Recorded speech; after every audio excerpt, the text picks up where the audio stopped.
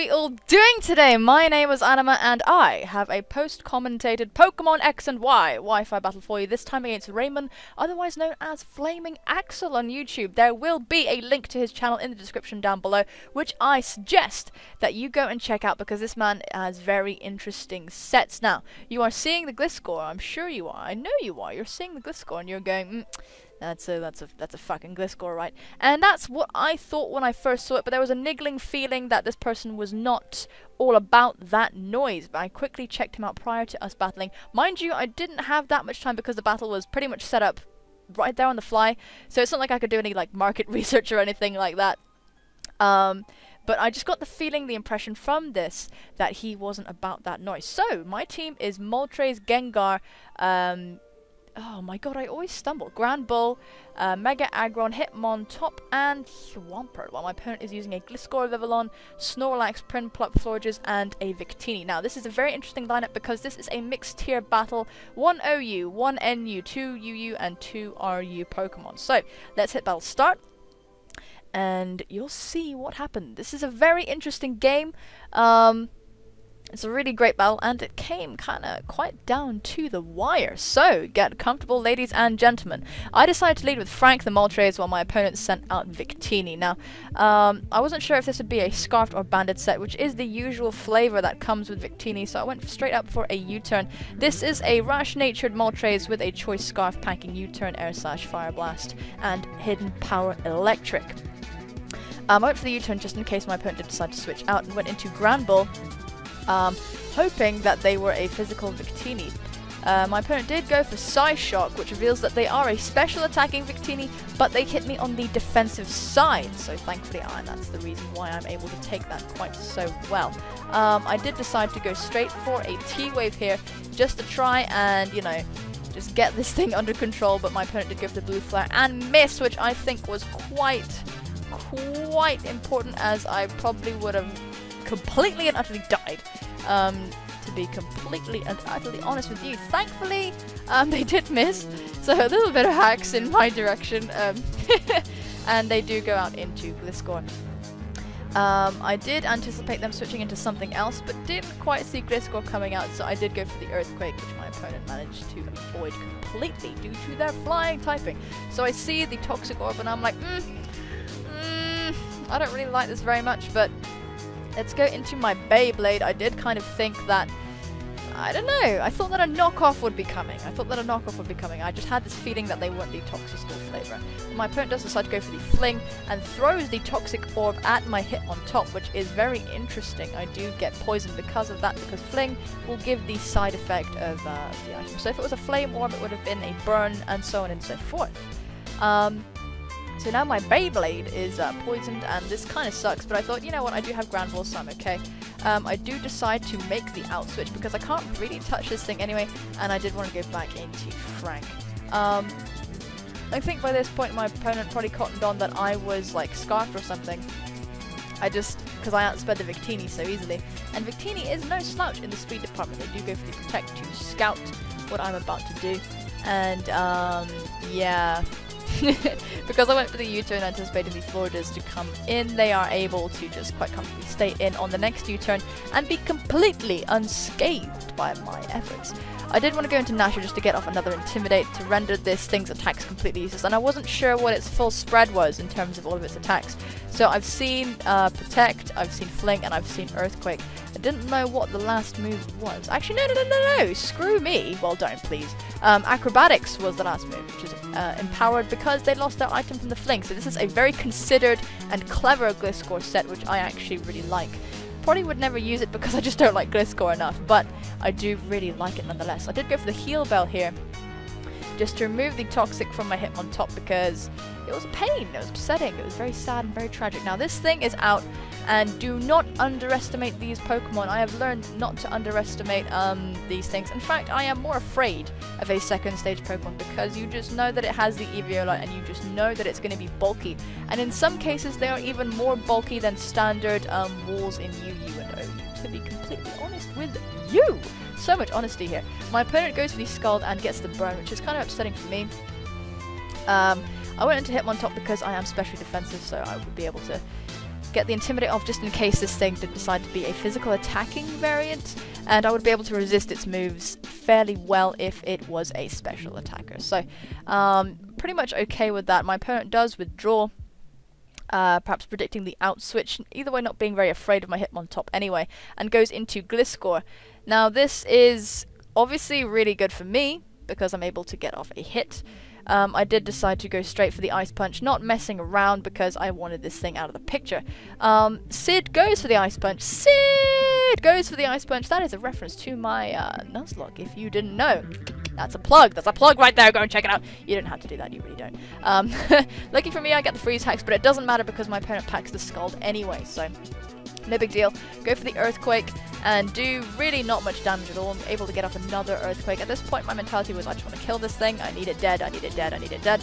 My opponent goes for the Scald again, hoping for that burn. Really, really hoping. I wasn't that worried either way because, like I said earlier, I do have Heal Bell. So I will be able to bell away these concerns.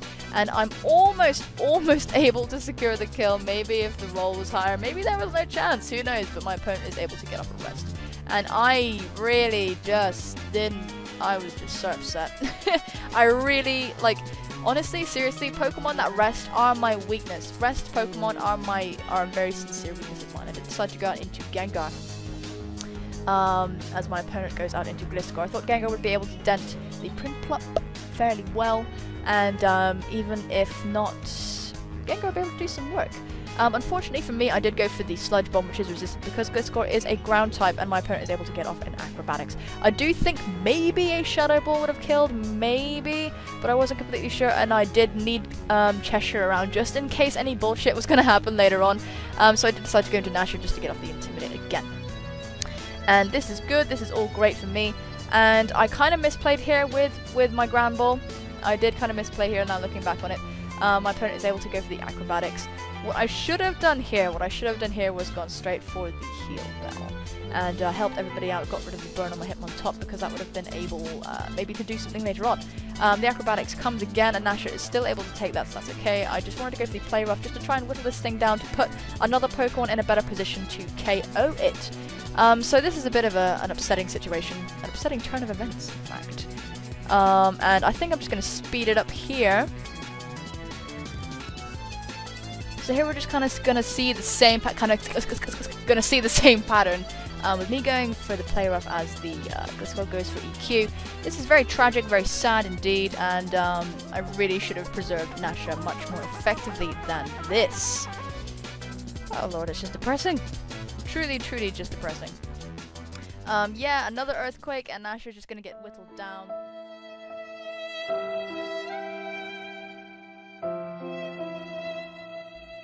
And Nashor goes down, and that is a very unfortunate situation, as I stated, or as I believe I stated. I did not manage my Ground Ball very, very well just then. I really should have switched out at that point, and I think that was a very, very, critical decision that I made that didn't quite turn out. I went for the Aqua Tail here just in case the Prinplup came back in. It would have done more damage than an Ice Punch. So now he goes for the Protect just to scout what I'm going to do. And this was a point where I had to consider what I was going to go for after this Protect. I thought my opponent might predict me just going for the out switch, so I did decide to go for a second Ice Punch. Fortunately for me, they did decide to stay in, and I'm able to get off this Ice Punch, and that is going to be enough to take out the Gliscor, which is extremely, extremely, extremely nice. It is finally dead.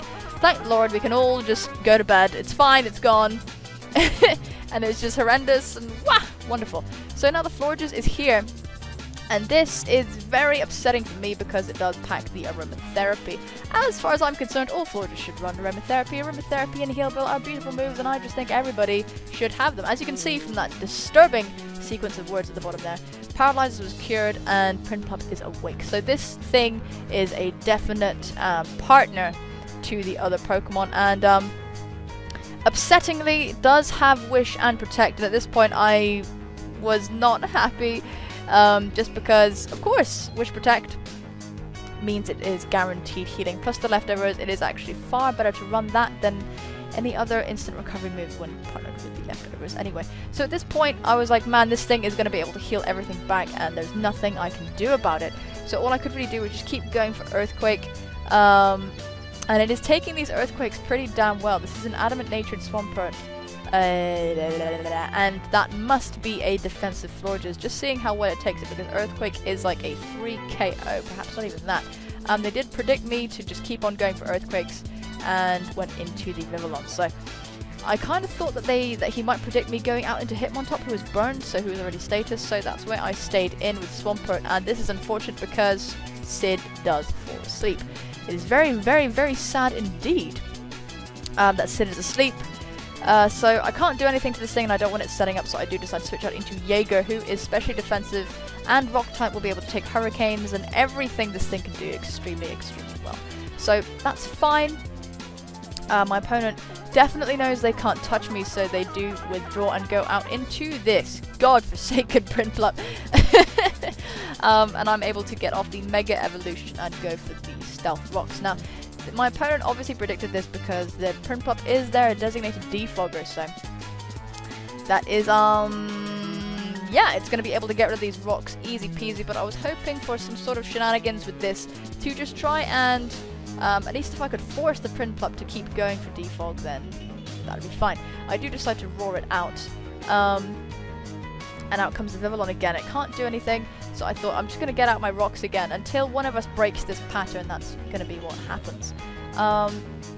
So my opponent does decide to switch in Victini, and I thought I can live at least one hit that this creature goes for. I can do that. I know I can do that. Well, I didn't know for certain, but but I just had faith in Filter and in my special defense, and it does pay off. I am able to live with 5 HP.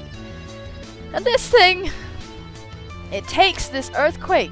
It actually takes this Earthquake with the barest sliver of health, which is extremely, extremely upsetting. But I guess it doesn't matter that much because the Energy Ball, that is the Life Orb Recoil, will be able to take out the Victini. Now, the Energy Ball was there just in case I did decide to switch out into Swampert, I guess, to better be able to take the Blue Flare. So out comes Mumble again, and I kind of thought this would be a good time to send out Frank and get off a Hidden Power Electric on this thing. Because it is forced to go for the defog, so I am okay in this. I am alright in this situation. I am able to get off this HP Electric. But this thing is able to take hits and just take them and take them and take them. And it's very, very, very, very, very sad. It is very sad. I am actually max special attack. I am running a nature that boosts special attack. So, honestly, this thing defies reason. I would be very interested to know its EV spread, because it just takes hits very well in general.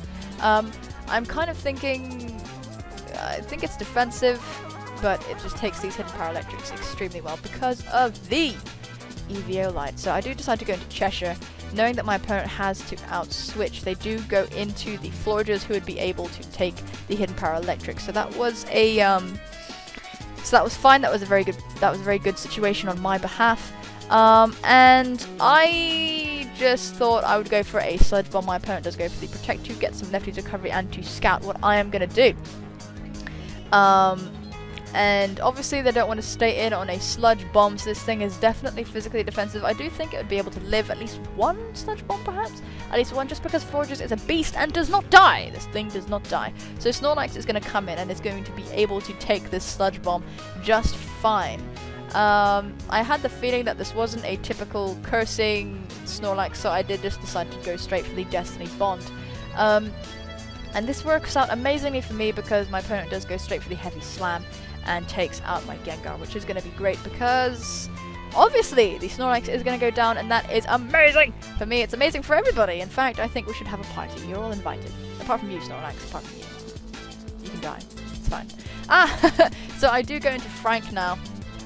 And the Vivillon comes out, and I'm just kind of like, oh man, this thing. Thankfully, somebody is asleep, so the Vivillon can't do its setup shenanigans because we are playing by Smoke on rules. The sleep clause is in play. My opponent does go into Florges, and I go straight for the Air Slash. Now, I was like, man, I need to just... No shame, I have to flinch this thing. I have to flinch it to absolute death. There is absolutely no way I can destroy this thing without flinching it. So, I'm just going to hit speed up over here because the same thing just kind of happens over again. And here, all I can really do... just go for the air slash. All sped up because this bit is just a tragedy. It's just a tragedy. But don't knock him. I know he's using Wish Protect, and I know I said that was kind of yeah, but like don't knock him for it because it is a viable tactic, and it's my fault if I can't break this kind of thing. It's my fault for not having a taunter or somebody who can do something about this. So honestly, it's completely and utterly fine. Frustrating to deal with, but it is fine. So yeah. And of course, if I had landed the flinch that last time with the wish, I would have been able to take out the Florges, and that would have been huge. But alas, life was not kind to me on this day, and I do not get the flinch hacks. But I mean, there you go for relying on hacks. But what can you do? What can you do? It's Wish Protect. You just have to. You have to do what you gotta. You just do what you gotta do. So my opponent goes for the Scald, and I do feel that would have taken out my my pretty bird easily enough because of the weakness, obviously, and my special defense reducing nature. So Beyblade can't really do an awful lot, but I did predict the outswitch into Vivillon here, and I am packing the Rock Slide just in case for these flyers that will come in on my Hitmon top. So I'm able to get off a really good amount of damage to this Vivillon, but the only reason it did so much is because I am burnt. If it's because I'm burnt, yeah, basically I'm just so badass that I turn my burns into strength. That's right, you heard it here, folks. I am hacking the game. No, only reason it did so much is because it's 4 times effective. So I'm able to go for the Sucker Punch, and it's not enough to take it out because I am burnt. And of course the Compound Ice Hurricane lands and Beyblade is taken out, which is very sad, but we are able to take out the Vivillon basically. Now Frank is here, and I just went for the U-turn just in case there was any sort of out-switch, and mercifully it does take it out. I do manage to get the critical hit. I don't really think that matters, but like, never mind. If it does, then it does. If it does, then it does. Able to go back to me, and Sid is out, but unfortunately Sid is asleep because I was too disorganized with my Grand Ball and just kind of kept tiredly hitting play rough instead of focusing my mind more, and that does cost me later, as the Moonblast is going to be enough to take Sid out. I think if Sid were at just a bit more HP, he could have survived because he is using the Assault Vest. And yeah, so it's up to Frank. It's Frank's job now. Frank is the only guy who can do this. Frank is the only one who is capable of doing anything in this situation, so I just have to go for Air Slash and go back with that plan of scoring flinches. I mean, it's all I can do. I can't hit this thing. And because of the Scarf, I can't... I do get the critical hit, though, for whatever that's worth. Because of the Scarf, of course, I am locked into every single frickin', you know, I have to, it's Air Slash or nothing, my friends. It is Air Slash or nothing, so we just have to keep going for that Air Slash. And that's all we can do. This is a 59 turn battle, by the way. If I'd gotten the flinch a few times, maybe we could have clawed our way back. My opponent does mercifully just keep going for Moonblast and doesn't try to play the, doesn't try to prolong it any further than it already is, which is very merciful on their behalf because it would have just gotten a bit ridiculous. Because of the special attack drop there, I can't scratch it anyway, so I just have to resign myself to the fact that I'm going to be able to be taken out by a Moonblast later on.